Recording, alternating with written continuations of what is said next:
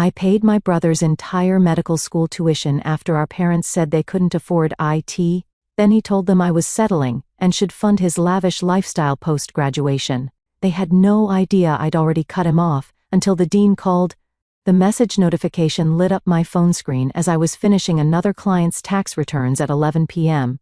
Mom's group text. Sunday dinner. Big news from Camden. Vivian, bring those tuition payment forms we discussed. So proud of my baby boy. I'm Vivian, and I've been paying my brother's medical school tuition for the past 4 years. Every cent of it. My laptop screen blurred as I blinked away exhaustion. Another late night of freelance accounting work after my regular 9 to 5 at the investment firm. The stack of instant coffee cups beside me told the story of my typical Wednesday. You coming to bed soon? My roommate Ruby called from the hallway. It's getting late. Just one more return, I replied, though we both knew I'd say the same thing an hour later. My phone buzzed again. This time it was Camden. Sis, can't wait to tell you everything Sunday. BTW. My rent's due next week. Same account? I stared at the message, my thumb hovering over the keyboard. 4 years of these casual money requests. 4 years of just until I graduate turning into just until residency turning into what next? The memory of how this all started played in my mind like a worn-out movie.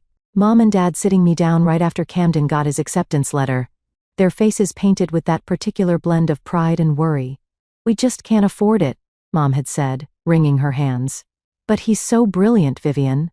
He could be such an amazing doctor. Dad had cleared his throat awkwardly. You're so responsible with money, sweetheart.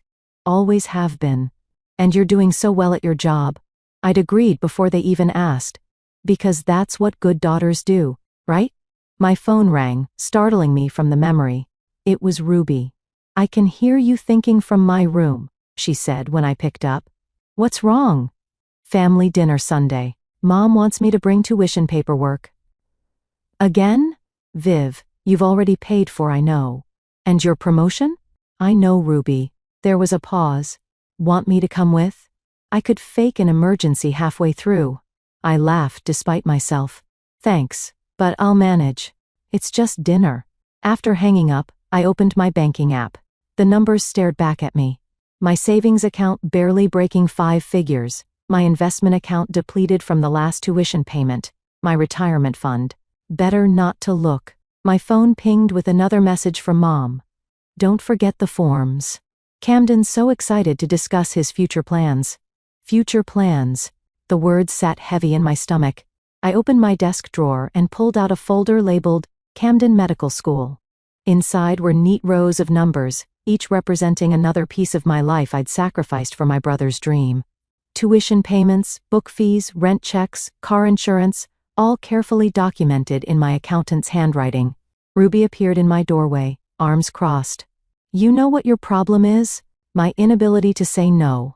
Your inability to see how much you're worth. She walked over and closed my laptop. Bed. Now, whatever Sunday brings, you'll need sleep to face it. I nodded, but as I got ready for bed, Mom's text kept flashing through my mind. Bring those forms. Like I was just the family banker, the ATM with a pulse. The next morning at work, my supervisor Fiona stopped by my desk. Vivian, that analysis you did for the Morgan account? Brilliant work. Have you given any thought to that senior position we discussed? I felt a familiar pang of regret. I'm still considering it. It would mean relocating to the Boston office, she continued, but the salary increase would be substantial. My heart raced at the possibility. Then my phone buzzed. Another text from Camden about Sunday dinner.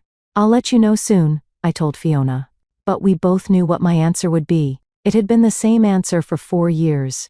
Not now, not yet, maybe next time. As I watched Fiona walk away, something shifted inside me. Maybe it was the weight of all those late nights catching up to me. Maybe it was the realization that I'd turned down 3 promotions in 4 years. Or maybe it was just time. I picked up my phone and typed a response to Camden. Yes, I'll bring the forms on Sunday. But for the first time, I wasn't sure what I'd be signing.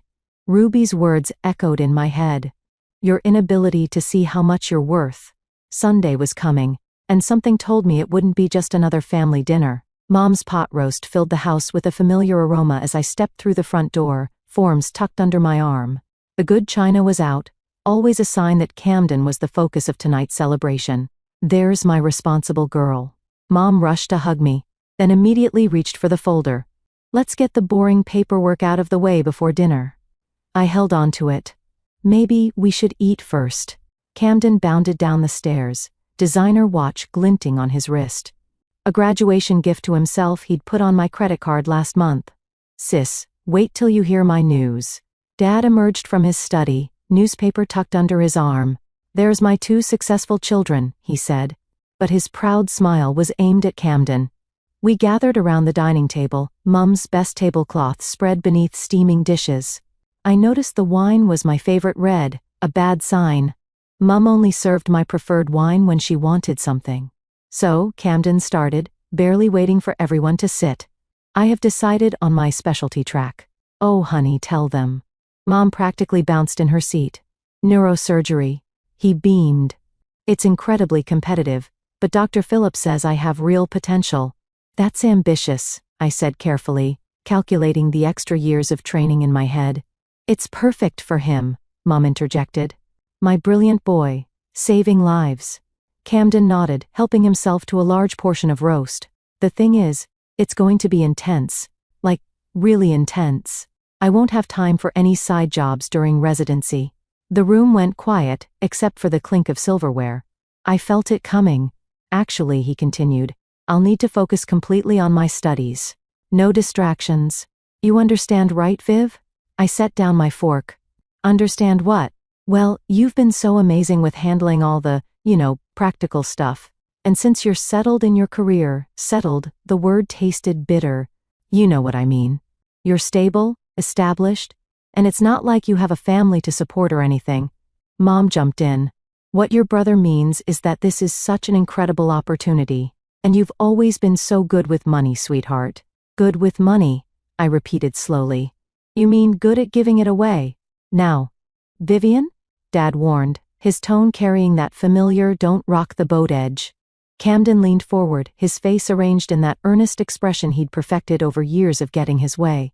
"I've been looking at apartments near the hospital. There's this perfect place.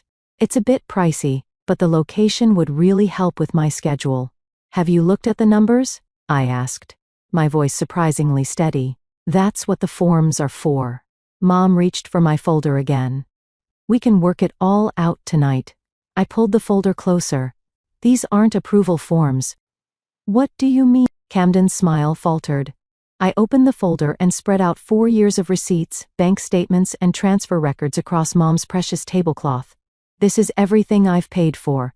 Every dollar, every cent. Vivian, please." Dad started, but I cut him off. $432,000, I said. "That's not including the car, the rent, or the credit cards." The silence was deafening. "But that's what family does," Camden said weakly. "We support each other." "Support?" I laughed, and the sound surprised even me. "When's the last time any of you asked about my life? My dreams? Did you know I was offered a promotion last week?" "That's wonderful, dear," Mom said quickly. "But right now we need to focus on Camden, like always." I stood up, gathering the papers. "I'm done." "Done?" Camden's voice cracked. "What do you mean done?" "I mean, done. Finished. No more payments. No more support. No more putting my life on hold. You can't do this." Mum's voice rose. "He's your brother." "Yes, he is. And he's also an adult who can figure out his own finances." I walked to the door, then turned back. "Oh, and Camden. Hope you enjoyed the Last Supper. Vivian." Mom called after me. "Don't you dare walk out. What will people think?" I paused at the door. "They'll think exactly what I should have realized years ago, that I'm not an ATM. I'm a person." The drive home was a blur. My phone exploded with messages. Mom, Dad, Camden, all demanding I come back, all insisting I was being selfish. When I walked into my apartment, Ruby took one look at my face and grabbed 2 wine glasses. "That bad, actually," I said, a strange lightness in my chest. I think it was exactly what needed to happen. My phone buzzed again. "Fiona this time." Still interested in that Boston position? For the first time in years, I smiled as I typed my response. Yes. Absolutely yes. The next morning, I walked into the bursar's office at Camden's medical school, my hands steady as I signed the paperwork. You want to terminate all future payments? The clerk looked up from her computer. Are you sure about this, Miss Wade? Completely. I slid the form across the desk. And I'd like a note added to the account stating, I'm no longer responsible for any charges. The student will need to make alternative arrangements immediately, she warned. That's not my concern anymore. My phone had 37 missed calls by the time I reached my office. I switched it to silent and focused on my work, but Ruby's message caught my eye. Lunch? You look like you need to talk. We met at our usual cafe, where Ruby ordered us both extra-large coffees. Spill, she demanded. I did it. I cut him off completely. Finally, Ruby practically shouted, drawing looks from nearby tables. Sorry, but seriously, it's about time. What triggered it? Remember my 20th birthday? The one where your mom turned your party into a fundraiser for Camden's medical books? I nodded. Or last Christmas, when I couldn't go on that ski trip with you because Camden needed new winter tires? Or the time. Okay, I get it. Ruby interrupted. But why now? Because I'm tired of being the family ATM. Did you know Camden spent $300 on a watch last month? On my credit card. Meanwhile, I'm eating ramen to make rent. Ruby's phone buzzed. She glanced at it and frowned. Viv, you might want to check social media. I pulled up Instagram to find Camden's latest post. Sometimes the people who should support you the most are the ones who hurt you deepest. Toxic family, data boundaries, tracker healing. He's playing victim. I laughed incredulously. Classic. Your mom's commenting on it too, Ruby pointed out. Praying for you, my sweet boy. Some people just don't understand family loyalty. My coffee suddenly tasted bitter. $20 says she wrote that from her house that I helped refinance last year. Back at work, Fiona called me into her office. About Boston, she started. I want it, I said firmly. If the offer still stands? It does. But it means moving in 3 weeks. Are you sure your family obligations won't be an issue? No obligations anymore. I straightened in my chair. I'm free to focus on my career. My phone lit up with a call from an unknown number. When I answered, a professional voice spoke. This is Dean Mackenzie from the medical school. Do you have a moment to discuss Camden Wade's account? I've already spoken with the bursar's office, I replied. Yes, about that. She paused. Your brother's enrollment status is now in jeopardy. He's claiming there must be some mistake. There's no mistake. I'm no longer funding his education. I see. Another pause. You should know he's been quite vocal about the situation around campus. Let me guess. He's telling everyone his cruel sister abandoned him? Something like that. The dean's tone softened. Though his version doesn't quite match our financial records. After hanging up, I opened my laptop and created a new folder, Evidence. Into it went screenshots of every transaction, every manipulative text, every guilt-tripping email from the past 4 years. Ruby appeared at my desk. Your mom's calling me now. What did she say? That I should talk some sense into you, that Camden's future is at stake. Ruby rolled her eyes. I told her I fully support your decision and hung up. My email pinged. A message from Dad. Princess, please reconsider. Your mother's beside herself. Camden's devastated. This isn't like you. That's the problem, I muttered. Everyone thinks they know exactly what I'm like. Ruby perched on my desk. Remember when you wanted to start your own consulting firm? 3 years ago, I nodded. Right before Camden's first tuition payment was due. You could do it now, she pointed out. With the Boston salary. My phone buzzed again. A text from Camden. The dean called me in. They're threatening to suspend my enrollment. Is this what you wanted? To ruin my life? I showed Ruby the message. Watch how fast this becomes my fault. Let them spin it however they want, she said. You know the truth. I looked to the Boston offer letter on my screen, then at the growing folder of evidence on my desktop. For years I'd been the family's backbone, their safety net, their silent supporter. But as I typed my acceptance email to Fiona, I realized something. Silence had been my chains, And I wasn't just breaking free. I was about to get loud. My phone lit up with another call from the dean's office. This time, I smiled as I reached for it. The reckoning was just beginning. "Miss Wade, I'll be direct." Dean Mackenzie's voice was crisp through the phone. "Your brother's tuition payment is now 2 weeks overdue. Without immediate resolution, he'll be placed on financial suspension." "I understand," I replied, keeping my voice neutral. "But as I explained to the bursar's office, I'm no longer responsible for Camden's expenses. He seems to think otherwise. He's been quite insistent that this is a temporary misunderstanding." I could imagine Camden's practiced charm, his rehearsed smile. "It's not a misunderstanding, Dean Mackenzie. He's a grown man who needs to handle his own finances." After hanging up, I turned to find Fiona in my office doorway. "Ready to discuss the Boston transfer?" "Actually," she said, closing the door behind her. "I wanted to talk about the salary package. The board approved a higher offer than initially discussed." She slid a paper across my desk. The number made my eyes widen. "This is," I started. "What you're worth," Fiona finished. "What you should have been earning years ago if you hadn't kept turning down promotions." My phone buzzed.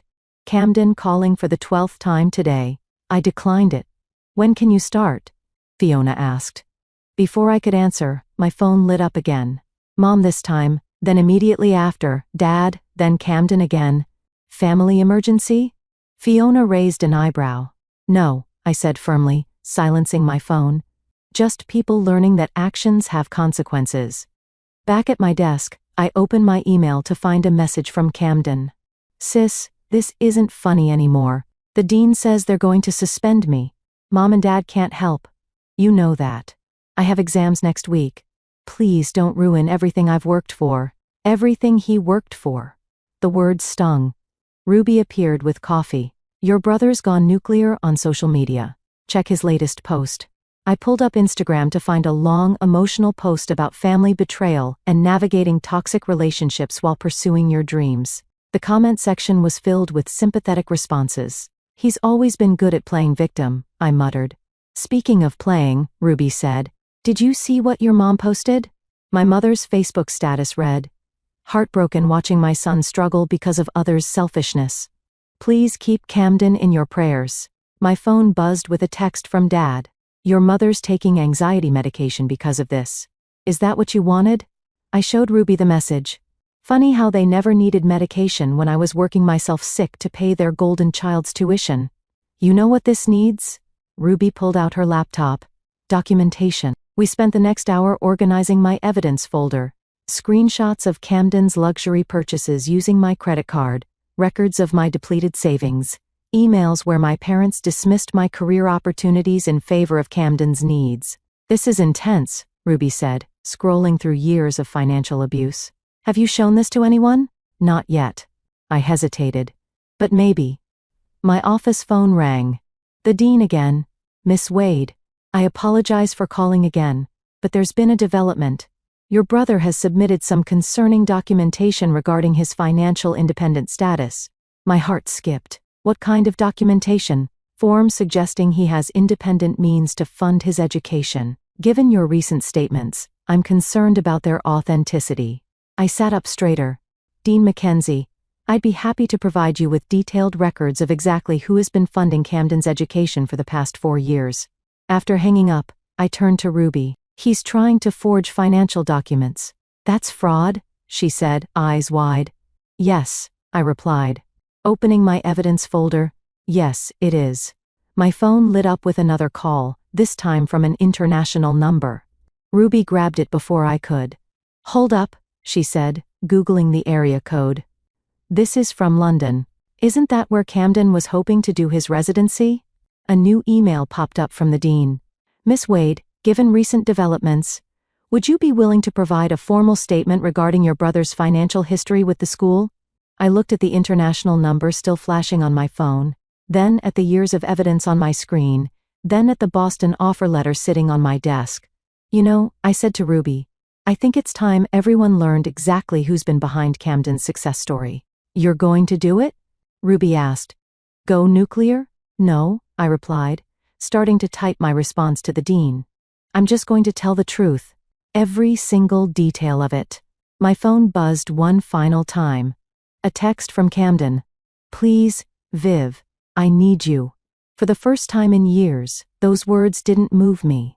Instead, I opened my email and began, Dear Dean Mackenzie, I appreciate your concern regarding this situation. Please allow me to provide a complete financial history. The truth, as they say, was about to set me free. The pounding on my apartment door started at 7 a.m. on Saturday. I knew it was coming. Mom's texts had grown increasingly frantic after the dean's office contacted Camden about discrepancies in his financial documentation. Vivian. Mom's voice carried through the door. Open this door right now. Ruby emerged from her room still in pajamas. Want me to call security? Before I could answer, I heard Dad's voice. Princess, please. We need to talk about this as a family. I opened the door to find my entire family in the hallway. Mom's mascara was smeared. Dad looked exhausted, and Camden, my perfect little brother, was pale with rage. What did you tell the dean? He demanded, pushing past me into the apartment. The truth. I closed the door behind them. Every single detail of it. You had no right. Mom's voice shook. Do you know what you've done? Actually, Ruby interrupted, laptop in hand. She had every right. Want to see the spreadsheet of exactly what Vivian's done for this family? Stay out of this, Mom snapped. No, let's show them. I nodded to Ruby, who turned the screen around. 432,000 in tuition, she began reading. 68,000 in rent, 42,000 in car payments and insurance, 12,000 in credit card debt. Stop, Camden shouted. Those were gifts. You offered to help. Gifts. I laughed. Let's talk about gifts, Camden. Like the Rolex you bought yourself using my credit card. Or the luxury apartment you insisted you needed for studying. You're just jealous, Mom cut in. Jealous that your brother is doing something meaningful with his life while you just push papers around. The words hit like a slap, but I stayed calm. You mean my job? The one that paid for everything on this spreadsheet? The dean is threatening to suspend me. Camden's voice cracked. The residency program in London already pulled my application. They're saying something about fraudulent financial documents? Funny how that works, I said. Actions having consequences. You vindictive bitch, he spat. Dad finally spoke up. Language, Camden. Vivian, surely we can fix this. What do you want? What do I want? I walked to my desk and pulled out a folder. I want you all to see these. I spread out papers across my coffee table. Rejected promotion letters, canceled vacation plans, credit card statements showing Camden's extravagant spending. This one's my favorite. I pointed to a credit card bill. The day after I canceled my therapy sessions because I couldn't afford them, Camden spent $600 at a designer store. You're destroying his future, Mom wailed. No, Ruby interjected. She's making him face reality. Reality? Camden laughed bitterly. The reality is she's trying to ruin my life because she's bitter about her own choices. Manner. My choices? I felt something snap inside. Like the choice to skip my best friend's wedding because you needed emergency textbook money. Or the choice to live with a roommate at 33 because all my savings went to your tuition. We're your family, Mom pleaded. Family doesn't treat each other like ATMs, Ruby said. Nobody asked you. Mom turned on her. Actually, I said quietly, I'm asking her to witness this moment when I tell you all, I'm moving to Boston. I've accepted a promotion, a real one, with a 6-figure salary and benefits. The silence was deafening. You can't, Camden whispered. Watch me. I handed him a stack of papers. Here's every transaction I've ever made for you. Every dollar you owe me. Every opportunity I gave up. We'll never be able to pay this back, Dad said, looking at the numbers. I know. I met his eyes. That's not why I'm showing you. I'm showing you so you understand exactly what you're losing. Your soul? Mom's voice dripped venom. Your family? No, I replied. Your safety net. Camden's phone buzzed. The dean's office. His face went white as he read the message. They're suspending my enrollment pending a financial investigation. Actions, I repeated softly, have consequences. Please. He looked up, tears in his eyes. I'll do anything. Just tell them it was a mistake. It wasn't a mistake, Camden. It was exploitation. And it's over. Mom grabbed her purse, hands shaking. Come on, Camden. We'll figure this out ourselves. Good luck with that, Ruby muttered. As they filed out, Dad lingered at the door. Vivian, don't, I cut him off. Just don't. After they left, Ruby hugged me tight. You okay? My phone pinged. An email from the dean requesting a formal meeting about Camden's financial disclosures. You know what? I said, starting to type my response. For the first time in years, I really am. The truth hadn't just set me free. It had given me my life back. Your brother's gone full martyr mode, Ruby said, sliding her phone across my desk. Check his latest Instagram post. I glanced at the screen, a black and white photo of Camden in his white coat, stethoscope artfully arranged around his neck. The caption read, "When those closest to you try to destroy your dreams, remember, success is the best revenge. None, med school struggle. Challenge resilient to our rising above." The comments are even better, Ruby pointed out. Dozens of sympathetic responses flooded the post. Former classmates, family friends, even some of my relatives, all offering support in condemning the unnamed toxic family member trying to ruin his future. My phone rang. Dean Mackenzie again. Miss Wade, I've reviewed the documentation you provided, she began. I must say it's comprehensive. I'm an accountant, I replied. We keep receipts. Indeed. We've launched a formal investigation into your brother's financial disclosures. It appears he may have submitted falsified documents for his residency applications as well. I sat up straighter. What kind of documents? Claims of independent wealth, family trust funds, none of which seem to exist. She paused. We've had to notify several residency programs about potential fraud. After hanging up, I opened my laptop to find an email from an unfamiliar address. London Metropolitan Hospital's residency coordinator. Dear Miss Wade, we're reaching out regarding Camden Wade's financial documentation. Ruby read over my shoulder. He tried to fake financial documents for international programs.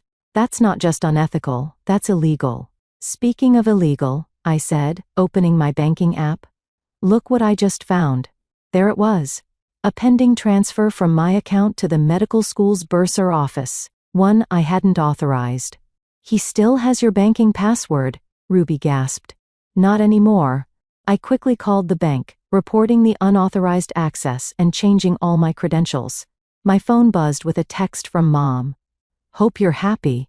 Camden's meeting with the academic board tomorrow. His whole future is at stake. Before I could respond, another message popped up.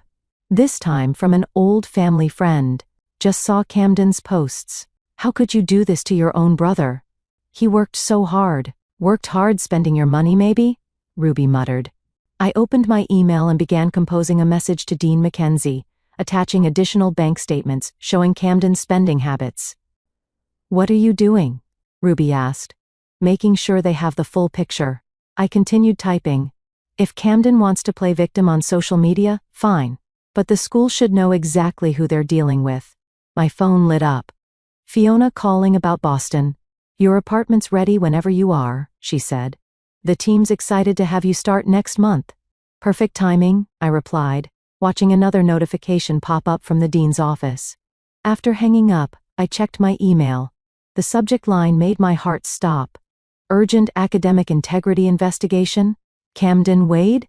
The dean's message was clear. Camden was being called before the academic board to address serious concerns about ethical conduct and financial misrepresentation. Ruby whistled low. That's going to leave a mark. He did this to himself, I said. But my hands shook slightly as I typed my response confirming I would attend as a witness if needed. My phone buzzed again. Dad this time. The neighbors are asking questions. Your mother can't show her face at church. Please, princess, make this right. I showed Ruby the message.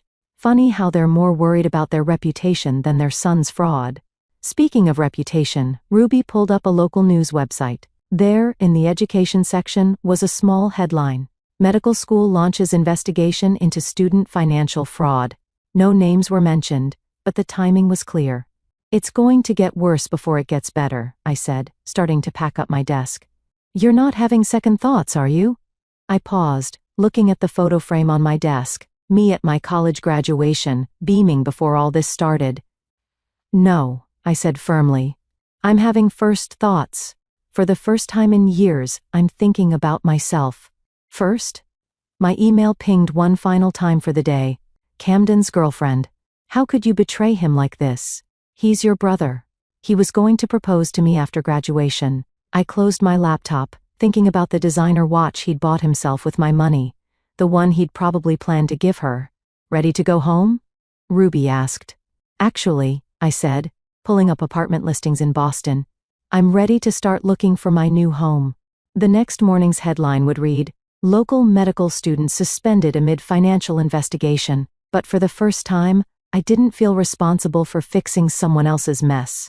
Sometimes the kindest thing you can do for someone is let them face the consequences of their own actions. The medical school's conference room felt colder than it should have in late spring. I sat across from the academic board, my evidence folder open in front of me, while Camden slumped in his chair at the other end of the table. Let's begin, Dean Mackenzie said, shuffling her papers.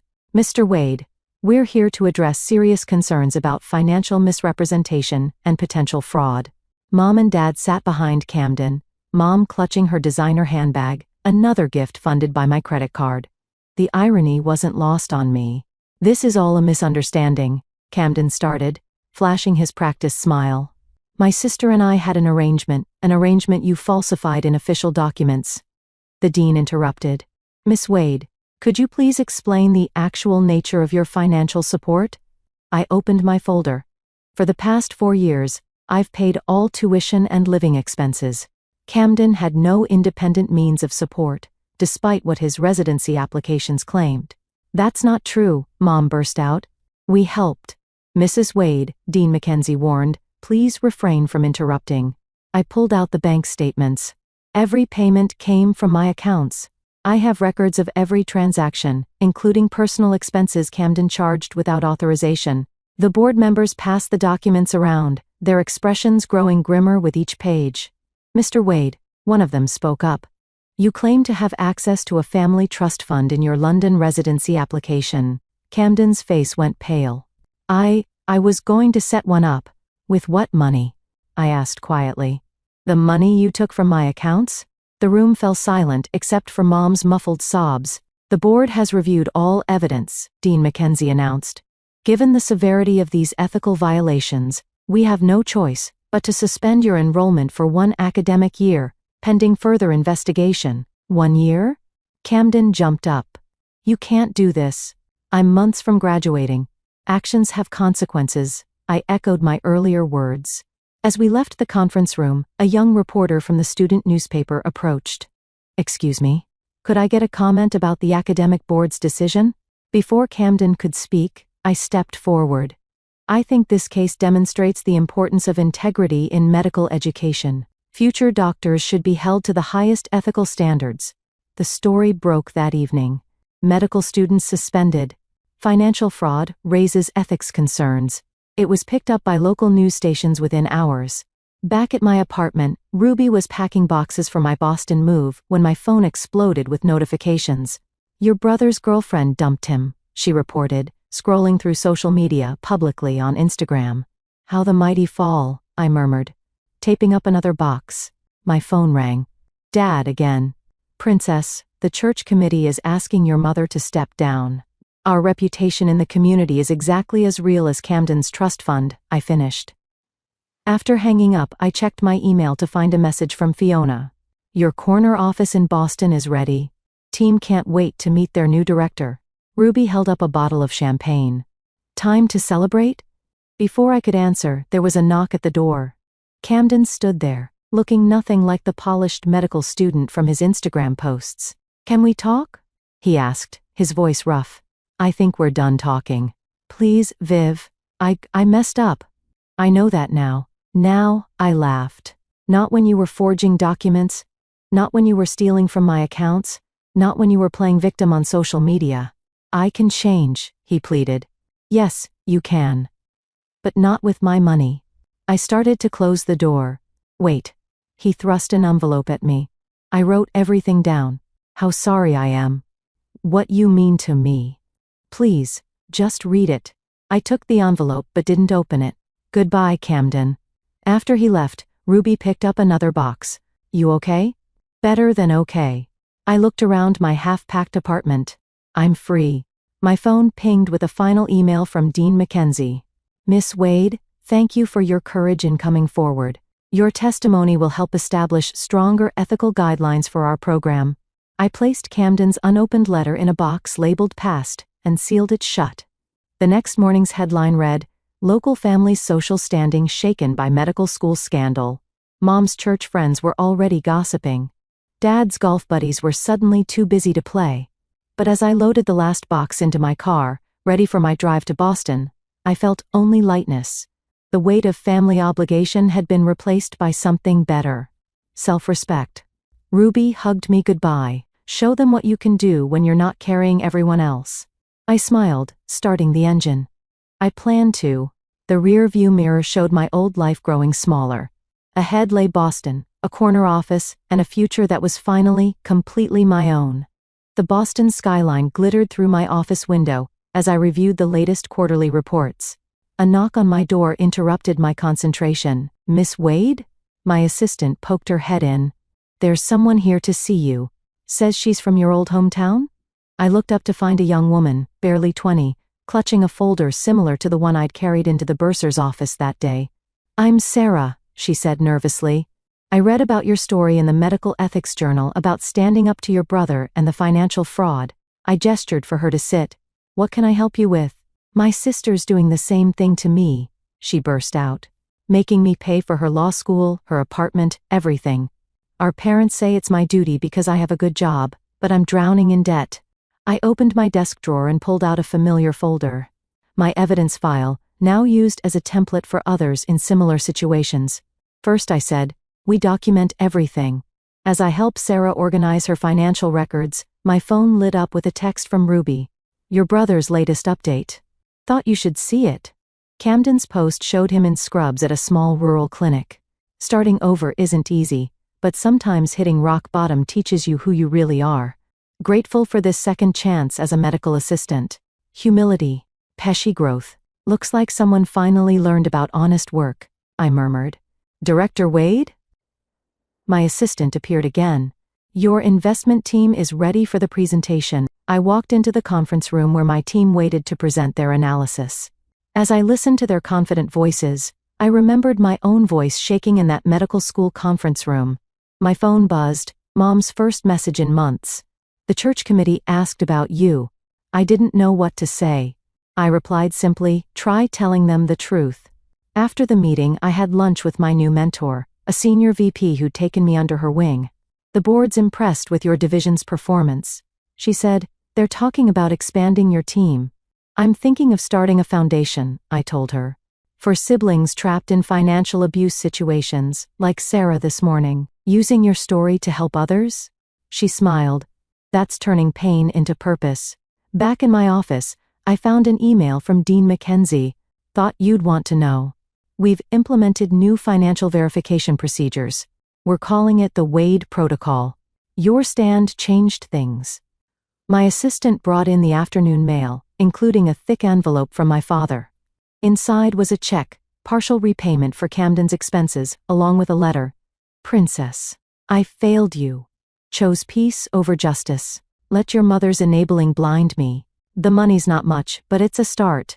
I'm in counseling now, learning to be better, proud of who you've become. Love, Dad. The check wasn't large, but the acknowledgement was priceless. My phone rang. Ruby FaceTiming from my old apartment. Guess who I ran into, she said. Your brother's ex-girlfriend. She's warning other women about entitled med students now. Called it her public service. I laughed, then noticed another email notification, a message from Camden's clinic supervisor requesting a reference. He's applying for a physician assistant program, the email read. Says he needs to earn his way this time. Would you be willing to share your perspective on his character development? I thought about it, then began typing. While I cannot speak to his past behavior, I believe in the power of consequences to shape character. My assistant knocked again. Sarah's back. Says she's ready to stand up to her family. I looked at the young woman in my doorway, saw myself from a year ago, scared but determined. Come in, I said, clearing space on my desk. Let's talk strategy. As we worked, I glanced at the plaque on my wall, Director of Investment Strategy, and smiled at how far I'd come since those late nights doing extra accounting work to pay Camden's bills. My phone lit up with a final message for the day, from Ruby. Miss you, but proud of you. You're changing lives up there. I looked at Sarah, already stronger just from having someone validate her struggles. And my team's reports showing record growth. At Dad's letter of accountability. At Camden's slow journey towards redemption. Ready to take your life back? I asked Sarah. She straightened her shoulders, nodding. Then let's begin, I said, opening my laptop. Because the best revenge isn't just living well, it's helping others break free too. My revenge wasn't cruel, it was overdue. And its ripples were still changing lives, one story at a time.